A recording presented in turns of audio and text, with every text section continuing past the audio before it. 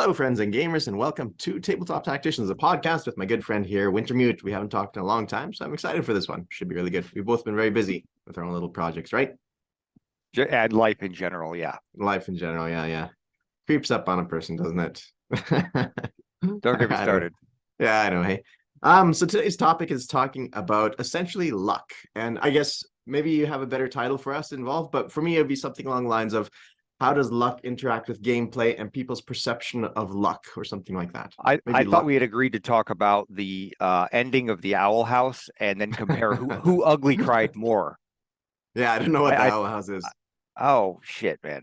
Yeah, sorry. Okay. All right, fine. We'll default to the obviously less important right. topic of luck in gaming and the perception of luck. Yeah. All right. Yeah. So luck versus strategy, luck versus skill, luck versus, people's perception of how it works. So I thought I did a little bit of thinking beforehand, and we talked a little bit about WhatsApp before, but I wanted to talk about a little story first of all, and how it might relate a little bit. But as a little bit of foundation of what we're talking about here, it's this concept that if you're playing against somebody, oftentimes if you lose, it's like, I was diced. And then if you win, then it's all about skill. Like, people are egomaniacs to some extent. And so I was listening to a conference yesterday with Sid Meier's. You know who Sid Meier's is? Like Civilization and Railroad Tycoon, the video game designer. Sid Meier's, never heard of him. Are you serious? No, I'm not serious, Okay. dude. How many times have I told you I play Civ 6 all the time? No, you try never to play told me Civ that. 6 all the Never time. told me once, not ever. Okay, so he was doing a conference at the board game thing, and he's got an interesting style of speaking, but he was talking about the egomaniacs behind his players and designing of Civ 6. And one of the things he said is like, all right, so when he's designing battles or when he's setting up battles, people would come to him and say like, or after he published his game, said like, Sid Meier's is like, I love your game, it's great, but I lost the battle. I had two of my dudes against one of his, and I should have won that battle. And he's like, all right, well, you have to accept that 50% of the time, or there's going to be times so you lose like 2-1. That's not a big difference in numbers. But they're like, no. It happened 2 times in a row. I lost 2-1. I should have won the second battle. He's like, all right. Let's tweak some numbers and fiddle around a little bit. Well, his design of game style is different than mine and yours, I'm saying. But statistically speaking, people are wrong when they say, well, I had a 50-50 chance here, and then I had a 50-50 chance here. Therefore, one of them should have worked out. Well, and that's statistically, right. you are incorrect. That events clump. And so you have to, it's not a big enough sampling. He asked them later on, he's like, but what about if it goes the other way? Like, what about if you win 2 battles in a row and it's, 2-1 odds in your favor? They're like, no, there's nothing wrong with that. I'm just good. It's just, a skill, luck, clean living. And I was like, yeah, I mean, whatever the hell that means. But it's like, yeah, that's exactly it, man. Like, people think that for some reason when the luck when they have more resources at 2-1 that they should win like consistently, like 75% of the time or better, or whatever it is, like consistently winning more times than not. But if it's the other way around, they want the numbers to accurately represent themselves a little bit more. And then he extends his story in this conference about talking about like, okay, what about 20-1? That somebody says like, I was in a battle and I had 10 and the opponent had 20 and he wiped me out. And he did that 2 times in a row, and I should have statistically won the second battle. And they're like all freaked out about it. And so in the end, his game design is different than other people. He tries to work with people a lot more than I would in a game, but basically he panders to their sensibilities and it factors in previous battles. So if in Civ 6 or whatever it is, you fight a battle and the previous one you've lost, then it actually gives you a statistical advantage on the second one, because psychologically people can't handle the idea of consistently, they don't like accurate numbers, that for some reason they're egomaniacs and want things to tilt in their favor, especially if the previous results were disfavorable to them. So it's an interesting take on how he designs his games. Yeah. And that's almost a whole, that one instance right there we're talking about could almost be an hour-long discussion. Oh, I know. Hey, yeah. I mean, I'm already thinking of several real-world examples where another great video game example or computer game example is Darkest Dungeon. And I don't know whether you ever played them or you're familiar with them, but they are brutal, and they are by the numbers, man. By the numbers. If there's a 1% chance something can happen, then that is a solid 1% chance, and it's going to come up on occasion, and that's going to either the number of players that have just rage at Darkest Dungeon for just running the numbers, and hey, that's just the way it works. Yeah. And they definitely do not pander to people. But that's part of that's part of the draw of the game. It can be very brutal at times, very brutal. Yeah, and the reason they do that is they say that they want your choices to matter.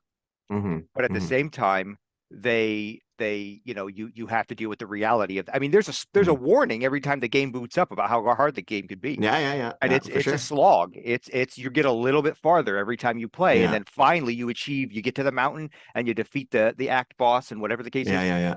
So, but my point But it being is depends. that So there's games like I don't play too many games in the video game sphere, but like Devil May Cry, Dark Souls, like all these supposedly just by reputation I hear is like they're brutal. They really don't mind just throwing it in your face and be like, you're not going to win this if you're not good at it, right? But Mhm. Sid Meier's takes the other approach is like, you will. He wants you to have a good experience through your journey, and so he'll actually tilt things in your favor, make you kind of the hero, and make you kind of win a little bit by nudging you in the direction of winning eventually over time, right? So that's an interesting way of designing a game. But I guess we're talking more specifically about board games. So I want to talk about Axis and Allies online. I see this because people play online against the computer quite a bit. And I was going to say how playing person versus person is different versus person versus AI. Because I see all the time on Axis and Allies on the Facebook page where people are like, oh, I got diced in this battle. This game is rigged. The dice sixes don't, like for whatever reason, this game just does not like me or whatever. I lost this many units, but people don't factor in the previous battles. Or Oh whatever. They yeah, just look at that specific instance and say, I lost heavily in this one. But it's like, well, maybe that was that 3-1 odds, and maybe you had the 3 and the little guy had the 1, or the opponent had the 1, but they just happened to win because they diced you in that specific battle. It's not rigged because you're not taking in the entirety of the thing. And somehow people on a psychological level don't realize this, right? It's yeah. one of those things that you can be a bit of an ass towards other people if you are in a car as opposed to in person in a line at a checkout store. You're willing to push those boundaries a bit further of what you want to do. And likewise, if there's not a person present sitting across from you at the table, you have certain preconceived notions of how dice should act or something. And I'm going to get a little academic here. Sure. But this is a great example of how a lot of people, it's a variation on how remembering the hits and forgetting the misses. And I know I've mentioned this before, and I'm assuming you're familiar with this concept. Sure. And it just the most common example is how everybody will tell you that, oh man, the full moon brings out the worst in people. Those nights are Yeah. crazy. And I heard this all the time when I was Oh in law. man, yeah. All the time. And there are people who honestly believe this, but the numbers never, ever back it up. Really? Ever. Okay. Yeah. Never. There has never been an instance, no study anywhere, and that back up that claim. There's no difference on a full moon on average than a night where there isn't a full moon. It always My parents are janitors, and I've given them help at times. Over COVID, I used to be a janitor and such too. And those teachers, like, there's a good chunk of them like, it's a full moon. These kids are going to be nuts today. And it was like a core held belief for a lot of these teachers in school. Like, these kids are going to be crazy because tonight it's full moon. Yeah. People actually believe this, but it always boils down to you are drawing. Correlation does not equal causation. Sure. Yeah. That's like saying it's raining outside, therefore, that's a different example. The fun example that the Pastafarians like to put out there is the decrease in classical pirates and the increase in global temperatures. Obviously, there's a connection. That's funny. And you could put any two things you want on this chart, one on the upper, one on the lower. Oh yeah, obviously I can put it on a chart. Therefore, obviously there's a connection there. Well, and again, though, all this plays into the drawing connections where there really isn't one, and it plays into forgetting the hits, or remembering the hits and forgetting the misses. And if you look at now, and I've talked about this and we're going to look at global war, where the technology I think is problematic because there's so few dice rolls that are so weighted that if you just one right after the other, miss it, you get screwed over. However, when you look at combats overall, there's more than enough dice rolls for that to level out over time. Yeah, that's right. But sometimes the dice rolls are gonna swing back in your favor in fights that are not important. And sometimes they're gonna go cold in fights that are important. But all you're gonna remember is that your dice sucked that entire game. Yeah, even though statistically, and if you empirically calculated the data, it would show that no, there was, there's going to be some deviation. Maybe that was a bad game for you, but we're talking it was 5% worse than your average game, which is negligible. So that's one thing you got to keep in mind with games, with randomness. And I'm a big critic of randomness in games, and I'll be the first one to admit, people lean on that crutch, that argument, that mental crutch, if you will, of oh man, I got diced. You got to kind of really show it. You got to prove it to be more than that. Okay. Well, there's one particular what's the right word? a melancholic friend of mine. So there's one particular friend of mine who's a very logical, individual, but many times in the course of a game, he's just, because he sees everything as pessimistically, for the pessimistic lens, he's like, I'm getting diced in every battle, it really sucks. And I started taking a notepad and like ticking off tally marks, very tediously, like all the average expected curve of how many hits he should have. And in the end, I was like, yeah, see, you actually did normal. You did across the entirety of the game, you did normal. He's like, wow, okay, fine. So overall, over the whole game, I did okay. But in those particular battles that I lost, that mattered, those ones are the ones that I was diced. And it's like, all right, I guess I can't argue there. It's one of Right, those and that's things that, and that never feels good. It no, never that's right. feels No, good. And don't get me wrong. yeah. And this goes back to your example of Sid Meier and the way he kind of tweaks things to Mm, this is a perfectly and that's a perfectly reasonable thing to ask yourself in game mm, design, be it computer or board game, mm. is do you just play by the cold hard numbers, Sure. Yeah. or do you go ahead and give players kind of a mechanic to kind of Yeah. even things out? Sure. Yeah. Because ultimately you want the game to be played and you want it to be fun. Yeah. Now, I don't think there's any clear answer. I think it all boils down to the game itself. Yeah. Yeah.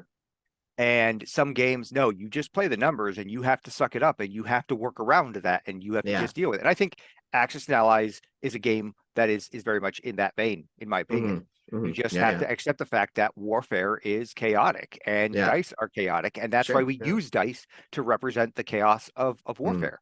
that's right. And, Yeah. you know, yeah, and then other games where it's like, it's tend to be more casual, right? Mm, Friendly kind of games. Yeah, throw in a mechanic where players are going to be even though it looks like a 50-50 chance, players are going to be successful 75% of the time hmm. because you've tweaked some of the Sure. lower Yeah. tier mathematics to kind of Yeah.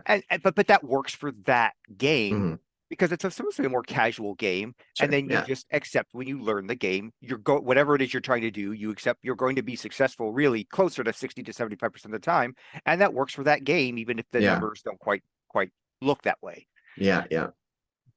Yeah. No, So that's right. yeah, go Yeah. ahead. No, no, and I guess this could drift into like the kind of the, I guess, the meat and potatoes of what we want to talk about, or perhaps a little bit, I don't know, but we're shifting a little bit in a different direction because we wanted to talk about how people's perception of luck or skill, and then also this attitude of skill versus, well, bringing in this idea of cheating into the mix.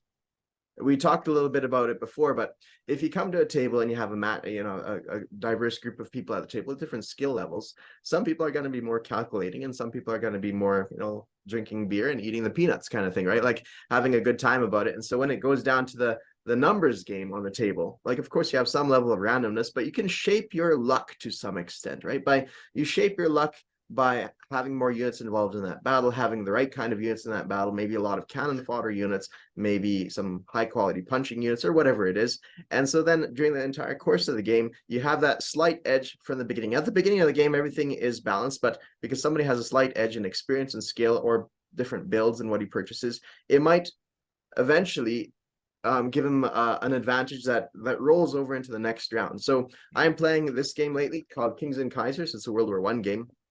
And my thing is in Axis and Allies and in this game, I don't build much artillery. I'm a big infantry proponent kind of guy, and I build a lot of infantry in my game. So that means that if I take a casualties, I generally take it on an infantry and rarely on anything else. And so that means that's $1 or $2 that I save into the next round and into the next round. And that gives me an extra dice in the subsequent combat. And it builds up to the end of the game where I might have, relative to my opponents, I might have 10 more units on the table than he does. And that's not nothing either at the end of the game. And so it might look from their perspective that I increasingly get luckier and luckier as the game goes by, when in fact it's a slight advantage in my strategy at the start. I take a disadvantage in the fact I'm not as mobile, let's say, but towards the end of the game, it relates to a different kind of an advantage. I don't know if how this relates exactly to luck and randomness, but in some sense it's about building your own luck, or decreasing the randomness by leveling that bell curve in some sense of probability.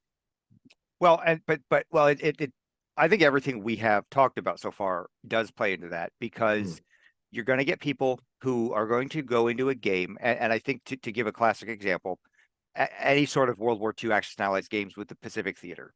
Everybody, if you are a newer player to this game, but you understand the concept that eventually the American Navy is just going to be able to overwhelm the Japanese Navy. Yeah. And then you play the game. The first couple times you play it, you just build a bunch of ships, and then you ram into the Japanese Navy, and you ultimately lose.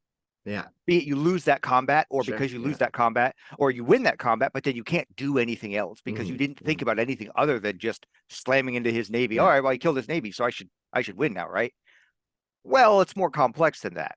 Yeah. But you get some people who come in, okay, Japan does its thing, America builds up and then slams Japan. It's Yeah. that simple, right? That's how Yeah. we win. Yeah. That's how I win the game Sure. as the Americans. And they will never really get, and you play 20 games with this person, they will never get out of that mindset, and they will constantly bitch about how they can never seem to win this game. Well, there's more to it than that. You Yeah. have to think about, and that's why I refer to the Pacific Theater as the dance. Right. Okay, Yeah. the dance Yeah. between Japan, because you're constant, but you get people who don't understand that positioning. And okay, I'm going to put just enough firepower in this fleet up here so Japan won't attack it, and then just enough firepower down here, and then but then he's going to shift his, and it's going to constantly shift it back until somebody just happens to get just enough edge that they think it's time to pull that trigger and get into that fight. And that's the dance. Some people will never understand that dance, and they will never understand the game. And a lot of the times they'll just blame it to, sometimes they'll blame it on bad game design, which is Yeah. always a possibility. Sure. Yeah. But more often than not, well, I guess I'm unlucky. I hear that argument all the time. I guess I never win with the United States. It's like, well, dude, you never went to the United States because you do nothing but build up a fleet, and Sure. then that's Yeah. it, because you think Yeah. that's how the game is supposed to be played. Yeah. So there Yeah. is an element of your personal experience with the game, your personal perception of the game, and overcoming possibly the possibility of any sort of mental hindrances you have Yeah. or biases going into the game. Mm-hmm. So you gotta, it's not just, it usually never just boils down to luck. Yeah. No, that's true. That's true. That is always a possibility, but it usually never just boils down to luck. Yeah. Yeah. Yeah. Well, that's the thing too. So this game is big enough, or Axis and Allies type games are big enough that there is sufficient investment that a person doesn't want to be like, all right, I'm going to try something different, because they're like, I want to try it with what's tried and true. And I know from from one or two previous games, like, so to use Axis and Allies Global as an example, my friend is like, I can't let my opponent do this. So I always have to preempt him by doing this, because that was super bad for me. That one game that happened, that I ended up losing quite badly. And so they say, because of that previous experience, I have to do everything I can to prevent that from occurring. And so because this story, this play-by-play action sequence, where based on just one or two experiences, whereas maybe it was one of those exceptions of like, so as an example, Italy, he would always play the Commonwealth or the Allied nations, and he'd be like, I can never let Italy take out Gibraltar. I have to move hell and high water to prevent them from taking out Gibraltar. And that's what he would do. He'd do everything at the exclusion of anything else, because in one game he lost Gibraltar and he ended up losing quite badly. Now, he doesn't know if the reason he lost quite badly was exactly due to Gibraltar, or perhaps it was partially due to Gibraltar, but it's also that 2-to-1 ratio of like, okay, 1 out of 2 times or 1 out of 3 times, if you lose Gibraltar, it's catastrophic to the Commonwealth. But the other 2 times, it's actually not a big deal whatsoever. So we don't have an accurate example system. I'm saying this really badly and stumbling over my words too, but it's one of those things that we don't have that much experience in the game. So people build their strategy upon previous experiences, but those experiences aren't vast enough to really give them an accurate idea of what they actually should do. To put it in scientific terms, there isn't a big enough sample group. Yeah, exactly. Yeah. And that's very, and that goes with what I was saying about the Pacific Theater too. Yeah, that's right. That's what I was get people who are playing. You know, they played a couple times, and for either they just have not been able to think outside the box. And for me, I played a lot of Action Allies before I think I turned the corner and got much more competent at them. And when I did that, I went from being a pissant player who was just kind of filling a spot to actually being competent enough to put up a real fight. Not good. I will not say good. I will never call myself a good player. I feel I'm competent, but not good. I wouldn't call you good either. I would, yeah. See, you get it. But for me, I realized it wasn't just enough to, okay, I build up a big force and then I take that objective, and then I build up another big, and then I take that objective, and then I build up another force and then I take that objective, and then that was it. I would take that objective and then I'd go, well, now what? Yeah. You had to think several moves ahead. Yeah. And when I started really doing that, I noticed my luck. People who are just listening to this on audio won't see me doing air quotes. Luck, suddenly got better. I felt Yeah. like I had much more control over the Sure. choices, and Yeah. I Yeah. was hedging every fight that I got into to my advantage, so long as Mm-hmm. I was the one on the offensive and one taking the Mm-hmm. initiative. Mm-hmm. And that's Mm-hmm. another thing that some people miss. Mm-hmm. And I think, it's like if your opponent is the kind of person who is going to make sure that they win every single Mm-hmm. fight, the only question is how heavy their casualties are. Well, that's a perfectly reasonable strategy that can be Mm-hmm. very frustrating to play Sure. against. Yeah. Yeah. And I use the example the slow roll in China. When Mm-hmm. Japan wants to basically just stack one or two territories, and then they only take one or two territories a turn, rather than the usual, blitzkrieg kind of Yeah. you land in every coastal territory, then you rush in and take the next wave of territory. But Mm-hmm. that's not always the best way to do it. Sometimes the No, best that's is right. you take one or two territories in Sure. mass, and then you Yeah. take every territory you take. You've got 10 or 12 infantry Sure. attacking Yeah. it Yeah. with fighters on the, and they just take it in one round. They Yeah. mitigate their casualties. That little bit of income that the China factions get from that Mm-hmm. is a Mm-hmm. pittance in the grand Yeah. scheme compared to that.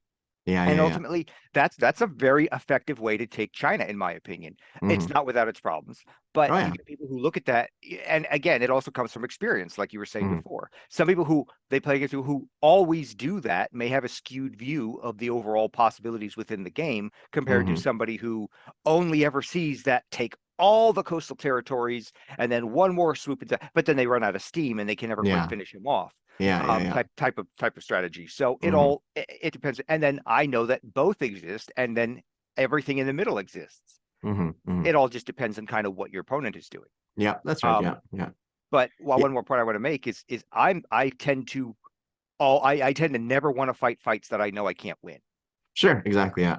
So I guess this goes into like biases that people have. It's like a historical bias to be like, I need to do what historically occurred in World War II. I need to, if I'm playing Germany, I need to take out Yugoslavia. I need to go into Norway. I need to do these things. It's like, but is that productive to your war effort or not? And just because it's Within the historical rules doesn't of mean the it's a good game. idea. Yeah, yeah. Within the rules of Is the game. Yeah. That's right. Yeah, yeah. So people have this bias towards doing what's historical just because that's what I mean. It's a fair presumption because they kind of have this Yes. expectation the designers also created some sort of inbuilt benefit to that direction, and of course Hmm. the designers do want them to go that direction as well, but it's not always optimal. And the second one is I would call like some sort of sunk cost fallacy or something like that. It's like I fought hard to capture Belgium. I'm gonna hold on to Belgium because I gotta hold on to Belgium, right? And it's one of those things that Hmm. instead of being like, all right, Belgium, I'll take And this territory instead of everybody Belgium. can fall into some of these Yeah, yeah, blind, like you said, sunk yeah. cost. I've certainly sunk into that Oh yeah, yeah, recently. yeah, yeah, It yeah, just yeah. happens. It's just Yeah, the nature of the that's right. human Yeah. animal. Yeah. Yeah.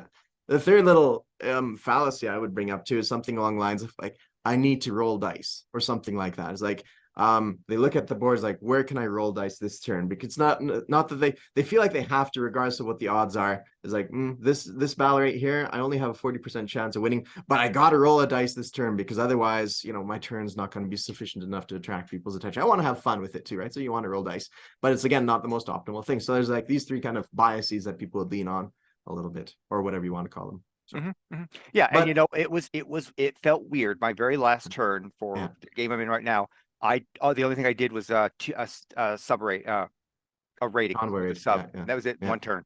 I yeah, yeah, It felt weird, but the yeah, more I looked at the map, the more I realized this is just not a turn where I can be attacking. yeah, yeah, yeah, I, yeah, I yeah, want to. Don't get me wrong. I see some yeah. great opportunities Sure. to Yeah. really hurt them, but it's way too risky. Mm-hmm. It's these aren't sure battles, and even if Mm-hmm. I come Mm-hmm. out victorious, the likelihood that I take too much casualties that can hamper my long-term goals, Sure. especially Yeah. now that we're rolling for the end of the game, is a bad idea. So you know what? Mm-hmm. No, it's just a Yeah. build-up turn, and Yeah. I never feel good about doing that. But that's I have a bias towards being uh oddly enough a conservatively aggressive player. Right. Right. Yeah. I know that's a weird. Oh, that Sure. almost sounds Yeah. counter, like an Yeah. oxymoron, but I'm an aggressively conservative player. Right. So, in this instance, I just had to say, man, I've just got to be conservative. I've just got to Mm-hmm. Mm-hmm. hold on to what I have, really Mm-hmm. reinforce it, and hopefully his offensive breaks upon my spears. That's right. Yeah. Yeah. That's right. Yeah. So I think I do want to talk a little bit more about this concept of when people perceive when you approach a table and people see, all right, you've got lucky and you've got lucky and you've got lucky. And then what somebody at some point towards me implied that I was cheating about something, right? And that person doesn't like me very much and all this other stuff, but they're like, That I think you're person's an asshole. but it's one of those things like, all right, Well, first of all, they have no proof except the fact that I've gotten lucky, quote unquote Mhm. lucky. It's like, well, show me the proof, first of all. And then second of all, is like, what specifically do you mean by lucky? Because are you Mhm. talking about outside of the, the egomaniac's proportions of what, you expect in a dice? Do you want the dice to average out? Are you giving them some wiggle room? How many dice are you rolling? And all this other stuff, right? And then the second part of that too is, just because you're winning battles doesn't mean that you're getting diced. It could just simply be that a small advantage that you had at the start, or a certain tactic or strategy, or like you said, thinking 3 turns ahead or whatever, 2 turns ahead, it might build into some advantage later on that, sure, you're winning this game, and maybe it's not luck per se. Maybe it's actually you've built your own luck to some extent. What are your thoughts on that? We should probably re-up the recording, and this will be Sure. the absolute last time that I'm ever recording on what is it, Zoom? Because Zoom. Zoom is just I have a new computer and it's everything OBS and all that. So this is the last time we're gonna have to do these breaks like this because now that I've gotten into the broader world, Zoom is not that good of a program. No, I don't think it is. There's No. way better programs for way more reasonable. I mean, the Yeah. cost of this program is just astronomical. Yeah. Yeah. They Yeah. wanted when I Yeah. looked it up, $150 for a year to have Yeah. unlimited. And I'm sorry, your You know, program ain't worth that. do you know the South Africans offered to President Putin to do an interview with them over Zoom as a kind of a conference? So it's still like the elites of the world still use Zoom, man. If it's not good enough for Putin, it's not good enough for you. What the heck? Yeah, I really don't consider that a good yardstick of quality. Um, Well, apparently he yeah. was going to get arrested if he flew out there, like not by the South Africans, but on his way, I guess, refueling stations Oh or well, whatever. so yeah, somebody's going to take a shot at him. I That's right. would Yeah, hope. yeah, I would yeah, hope. yeah. That's right. Yeah, I'm not close enough to try it, but yeah, I yeah, wouldn't yeah, make any apologies for that. Yeah. yeah. Sometime we Um, should talk about politics. I think that'd be an interesting talk. Anyways, re-up this thing. okay, we are good. Excellent. Okay. Sorry, we got off on a tangent there. We Bad shouldn't have. mouthing the latest incarnation of Hitler. Yeah. Um, or whoever, insert whatever evil dictator Yeah. you want to, Biden, the That's reincarnation of Biden, or Trump, whichever. throw out some heavy punches, man. Oh, screw them. I'm looking forward to this next election. I am just, those guys can kiss my libertarian ass. All right, back on track. All right. Where were we? Okay, you had something very specific you wanted to bring up about the perception that your opponent is cheating Right. based on basically a misunderstanding of probably the state of the game, Mhm. the previous decisions that were made by that player, and a misunderstanding of statistical probability. Mhm. So could I say a little bit more about that first before I give Yeah. you Oh, yeah. the Absolutely. mic Yeah. over to you? So it's one of those things that this is like years ago when the person said it to me, and again, they don't like me very much. And they didn't say it to me directly. This is like third hand, but ever since then, it planted like the seed of doubt. Is like all these YouTube wars is like, it's like, man, if I get too lucky, people are gonna think certain thoughts about me. I don't want to get too lucky, and it worries me now whenever I play a game and I roll really well. It's like, damn it, are people gonna go frame by frame through all this stuff? Like, do I have that? Like it bugs me quite a bit. I've been quite lucky in this game with research rolls, and this goes back to dice as well. The way research is in this is you spend 5 IPCs, you roll 2 dice. And now if you miss on both those 2 dice, you get to keep your research token and roll those 2 dice again. And you could buy as many research tokens as you like. You succeed on a 5 and 6 for your tech research. Now there's a bit of randomness behind it I don't really like, because you roll this dice and that dictates what research you get. So Mhm. it's like, the Ottoman Empire gets something that's kind of useless to them, let's say, right? Generally, they're all fairly useful, but there's some that are like, yeah, this is completely next to Right. useless Yeah. for me. But so statistically, you succeed on 5 and 6, so that's 33% on 1 dice. You add them together, that's 66%.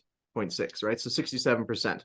Now, if you said 67% per research token that you spend, you are on average going to succeed for every $5 you spend, on average. Now, I've succeeded more times than not. I might have bought, I think we're on turn 4. I might have spent had 8 research tokens in total. And I think there's only been 2 I've missed out on. And then people are like, oh, Jinx is very lucky in this with his research. And it's like, yeah, there's definitely statistically I'm above the average curve. But at the end of the day, 67% per research token. That's actually within the margins of probability of, if you had a weighted coin at 67% chance one side would go, on average, it's one of those things. And it's like, I'm consistently lucky to the point where it's like, I better lose out on some of these research dice because people are going to start talking a lot more, and it's feeding into this kind of poison pill has been put in my head, and now I'm concerned about it. Every battle, every tech roll is like, dang it, I You gotta lose know, this one, and I'm hoping I actually lose it just because otherwise people will start thinking too much. and that's unfortunate, because if you are the kind of person that does not understand statistics and your first response is, well, if your first response is, well, this person's so lucky that they're obviously cheating, you probably need to go take a statistics Well, course that's fair. first, Yeah. then come back. And after you've done the effort to take an actual statistics course, or at least done some personal research on how statistics work and probability and all that, then after all that effort on your art, I'm still going to demand you show me the evidence. No evidence, no hardcore evidence, then piss off. You're just Yeah, screaming at the wind. yeah. Now, I've already talked to you about this one, and I get particularly vehement about this one. That's what I like about you. Your Because vehemency. you do not, it is, now we all understand the concept of, assuming we all understand the concept of the difference between criminal court and the court of public opinion. Right. And for right now, let me say, I don't give two fucks about the court of the public opinion. Ooh, You're rated still language. wrong. You're Yeah. wrong.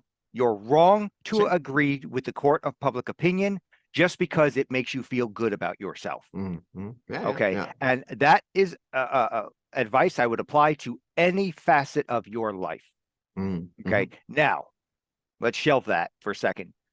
I'm used to working within the legal system, and it boils down to you either got it or you don't. You arrested somebody, you're charging them with a crime. Ultimately, by the time you're done with the investigation, you either got it or you don't. If you don't, Yeah. you move on. Yeah. And you, in your heart of hearts, know, yeah, they did it. But if you don't got the evidence, you don't say they did it in anything other than friendly conversation with your coworkers. It's as simple as that. Let alone actually publicly continue to publicly accuse them of this. Right. You are in the wrong if you do that without any backing evidence. And if your evidence, well, I just know because that, and I love this argument. I love it because that's just the kind of person they are. Well, you look like a child molester. So if that's the kind of person you are, that's good enough for me. Yeah. But you get into I would say that to anybody in any situation where this comes up. That is not an appropriate argument, and it is not appropriate on that and that alone, or that flimsy evidence to accuse somebody of cheating. Now, if you haven't noticed, this is kind of a hot button issue for me. I can tell. Not because, to be quite frank, not because I've ever been the victim of it, but because that mentality really offends me on a fundamental level, because I do have a legal background and I've had to deal with this directly, where I will get people pissy at me because I won't arrest that bad, horrible baby-eating monster that lives down the street. It's like, well, you can use all the descriptive terms you want to demonize them. At the end of the day, I ain't got the evidence. Yeah. He is a free citizen. All right, but that's how it's going to work. That's a different situation too, because like narrow your focus down to board games and video games. There's people who've done speed runs through Minecraft and all that stuff, like to zip through it, and people have been like, you know what? Statistically, the chances of you getting all these sequencing lucky events that occur to you to get through them, to get the record speed run is like infinitely small. And so the smaller that chances are, the more it's suspicious. And of course, then suspicion is fine. Suspicion is fine. There's nothing wrong with suspicion. And there are professional speedrunners, and I'm sure this is where you're going with this, that have been proven to be not cheating. That's right. Yeah. But then again, you can sit there and say, hey, I think that guy was cheating all you want. That's different than saying that guy did cheat. Yeah. Well, there is a difference. There is a difference. I think at a certain point, it's like, you know what? I don't want to play with this guy because though I can't prove he's cheating and I don't want to take the time to play his cheating, but it does impact my perception of what he could potentially be. Like, he may not be. He might just be the luckiest guy in the world, but there's also this slight percentage chance that there is evidence out there that he is, or whatever. Well, right? I mean, I understand what you're saying, but my argument to that is again, now you have the right to play with whoever you want to play with. The heebie-jeebies for whatever reason. Don't play with them. That's fine. I mean, I've certainly played with people where I've dealt with people. I couldn't put my finger about why they bothered me, but they bothered me. Maybe after later, a couple months or some interactions later, where I kind of go, oh, you know what? I finally understood why that person was very off-putting. Yeah. And I've been the same. And that's okay. That's okay to listen to that. Yeah. So long as it's tempered by your rational thought, by your rational mind, not your emotional mind. You've got to, they have to work in tandem. But at the same time, there's still a difference between, I just did not, I don't know, I don't want to play with him again. Okay, that's fine. Versus I don't want to play with that guy because I think he's cheating. Okay, well, what Hmm. evidence do you have? Well, I just think he's cheating. Okay, again, Hmm. what evidence do you have? What concrete evidence do you have? I have a feeling in my gut. Yeah. Okay, and that feeling may be correct. But if you can't manifest the concrete evidence that there was cheating going on, I'm Yeah. sorry, you're Yeah. just Sure. go scream, go Yeah. talk to the Yeah. wall. You're gonna get Yeah. more out of me than you're gonna get more out of that Sure. wall than you are out of me for Yeah. that kind of argument. Yeah. Yeah. Yeah. And this is, now we are getting to, now this discussion is getting very deep about human interactions and the human Sure. condition, um, and logical But fallacies and things like that. as it But I think they are relevant to this they particular yeah, topic. I think they do get related back together to some extent as well too. Part of it's because the human psychology is such to see things like you say, you forget the bad roles, you remember the good roles, right? So that leans into this thing as well. Another thing of it too is like this egocentric of like you're the hero of your story in some sense. So you're definitely cheering for yourself and psychologically you're tuned to like to hoping that you win, and you're it's kind of leans a person that direction a little bit, right? um and then on the other side, there's this other little balancing act psychologically. So I used to read like the Honor Harrington series by David Weber, space opera, that kind of stuff. And there's like a whole heap of books, like 10 books or whatever it is. I don't know. Yeah, yeah, good stuff. I I recommend highly it. But highly recommend that series, by the yeah, way. I really liked it. But I got to tell you, towards the end of them, I like the heroes are always winning. And there's a couple books that they didn't. And it's like, this is kind of starting to get to me. It's like, I don't want them to win as much. I don't want them to win as much because they are actually, it's getting annoying. Like there's no undiscovered territory here. It's just like, I know what the end of the book's already going to be. And I find that's my suspension of disbelief kind of fades over time a little bit, right? Like I'm not saying Honor Yeah. Harrington should become a drunken alcoholic, with a cat lady or something like that. Tree cat lady. Tree cat lady, there you go. Tree cat But lady. That's what she yeah, becomes, a tree sorry. cat lady. Yeah. Yeah, yeah, yeah. That's a No, and you know what? That's actually an interesting kind of sideline to this is yeah, authors do suffer from exactly what you're describing, where they sure, yeah, become overly invested in their yeah, characters. yeah, And yeah. sometimes in a character, they had every intention of killing off. Sure, sure. Yeah, yeah, yeah, yeah. And I think that was one of the things that really made Game of Thrones stand Yeah, out that's right. Yeah, is Martin did not have, and he goes, it's not like I didn't love these characters, don't get me yeah, wrong. yeah, yeah. But okay, spoilers, but if you don't know what the Red Wedding is by this point, I Sure. don't know what Yeah, rock you've been living under. yeah, yeah, But yeah, when he decided to yeah, kill off two yeah, two yeah, incredibly important characters of the yeah, plot at that halfway through that book. I remember yeah, reading that book and I picked it up like this yeah, and I'm like, I'm only yeah, about halfway through this yeah, book. And I remember thumbing through it, looking for chapter titles. yeah, No, one yeah, of the two survived, right? No, yeah, yeah. they died Sure. just about the halfway point through that Yeah, book. yeah, yeah. I mean, as And to well as him, like that was so. perfectly natural. But I think Yeah, that's yeah, but that really shook things sure. up. Absolutely, yeah, absolutely. Really I shook things. really, And I yeah, think that was a good sign that this series will yeah, continue to be good. yeah, yeah, yeah, And for yeah, the most part, it was. I'm not talking about HBO. yeah. We all know Sure. how that Yeah. ended. Yeah. Yeah. Yeah. For sure. But I fully agree with you 100%. I think that's, I mean, I'm not, I'm a Christian conservative character. So I like Game of Thrones is like, yeah, I do like Game of How are Thrones, but we there's friends? I know, right?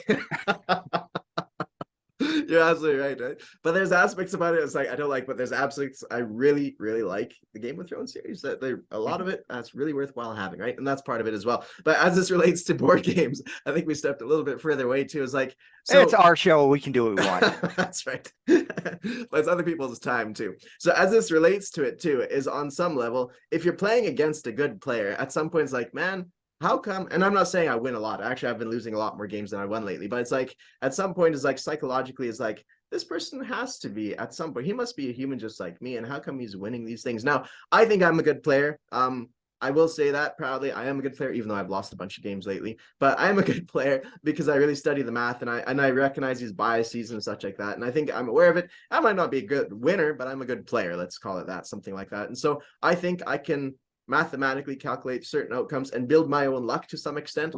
And I think that's what shapes my games a little bit. But even when I'm doing well, there's always this part of me that's like, what if people think I'm cheating? And that sucks. Anyways, we've covered a lot of different ground, I guess. Well, if they can come up with the evidence, I will agree with them Yeah. and say, you know what, Jinx, you did cheat. You need to apologize to the community and you need to get yourself back on track. Yeah. But Yeah. until they do that, don't waste my time with this with Yeah. empty Fair. accusations.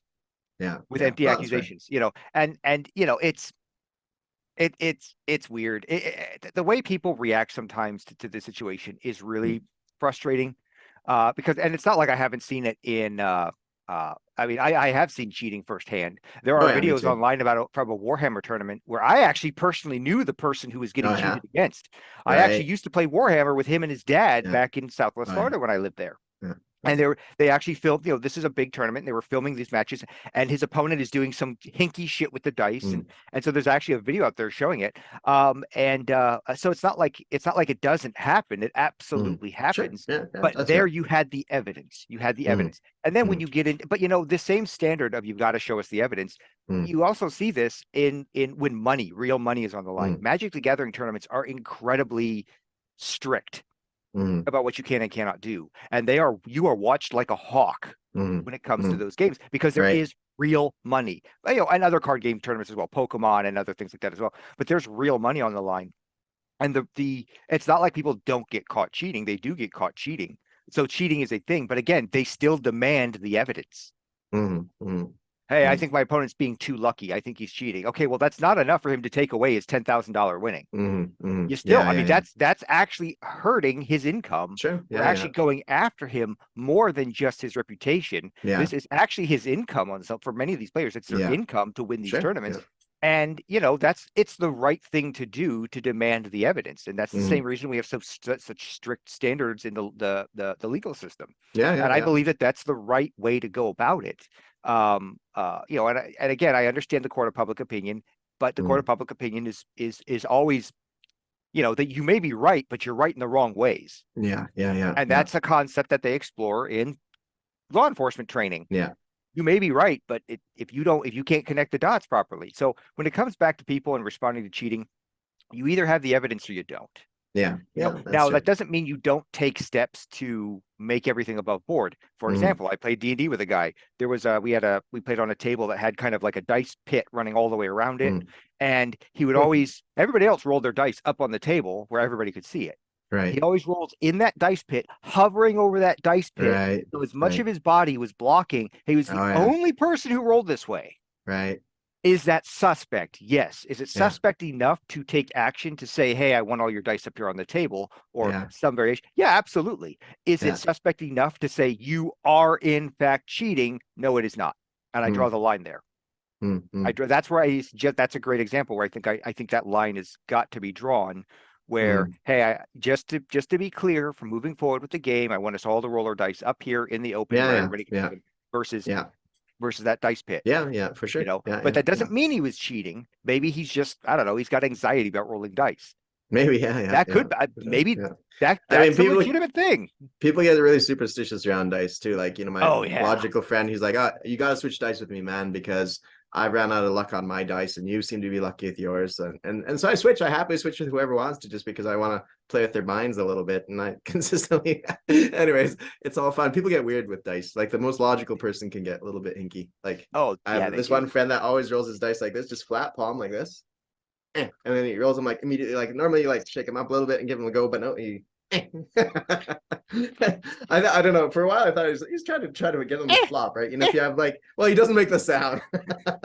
Oh, that's disappointing. Well, yeah, I used to think like he tries to like set it up so the low numbers are on one, like the ones are on one side, so he flips around, so he tried to kind of like get him to land flat. Well, if you look at how I set up, because I set up my rating dice for subs, on that red chip in that C zone before I roll it, and you'll always see my attack dice is on a 6 and their defense dice is on a 1. Because I want to train them that those are the proper numbers that they should be rolling. Now, of course, that's just a joke that I do. I don't actually believe that's how that works. However, oddly enough, there is because some of those dice are it's a solid, but it's kind of like glass. Where depending on the material it's made out of, if you've ever heard, because some people don't realize this, glass is actually a liquid. A very slow moving liquid. Yeah. It's an extremely slow moving liquid. Yeah. But like famous cathedrals would have the glass just shatter for no reason all of a sudden. Well, that's just because the bottom, after hundreds of years, the bottom just became ever so slightly thicker than the top, and it kind of created a distortion, and then eventually certain panes just shattered. Well, that similar thing can happen to dice, depending on the kind of material that they're made out of. After 200 In the years sense, with these guys. not that they're gonna shatter, but in the sense that they can inadvertently get a slight bias on a side if they sit stationary for a long Yeah. enough time period. This has been, and actually, and also temperature affects it as well. Yeah. If it's a softer kind of material. Yeah, So yeah. there is some evidence, slight evidence, that there can Right. be you can develop a slight bias yeah. on certain dice. And of course, not every dice is designed is made with the same Sure. Yeah. Yeah. quality. Quality. They're not Yeah. they're like Legos. Legos always go together all the time, no matter what set they come out of, Yeah, because yeah. they're laser precision. Not all dice are built that way. So Yeah. you Yeah. may That's fair. find some dice that suck ass. And Yeah. those Yeah. dice I usually destroy with a sledgehammer. Yeah, that's right. Yeah, well, I've tried to. Out of experimentation, I saw something on YouTube about melting your dice. So I thought, like, maybe I can melt it and try to hit it up with. I think not a saucepan, but I tried to microwave them. Nothing. You know, it doesn't do anything. I can know. Yeah, I should probably wrap up. Yeah. This was a fun discussion. Yeah, it was Off good. We topic should do it and again sometime. Yeah, a little bit all over the place. So, hey. So I guess the topic of this one would be something along the lines of, let's say, randomness, luck, and cheating. well, we could title it "Is your opponent cheating, or do you not understand You just suck. statistics?" Okay, I stopped myself before I said, "Or do you suck?" That's funny. Right on. Okay. Yeah. Is your opponent cheating, or are you just biased? Yeah, that's right. That's probably That good, might be yeah. what that's what I'll title it on my Yeah, channel. yeah. That's right. Right on. Right on. Okay, man. So let's do a political talk sometime. I think we'd have a lot of fun with it. Yeah. Man, Let's see I'm my on blood pressure medication now, so that may not be such a good idea because you've Low already blood heard some pressure? of my rants. Low blood pressure or high? Like where do you need it to be? I need it to be just right.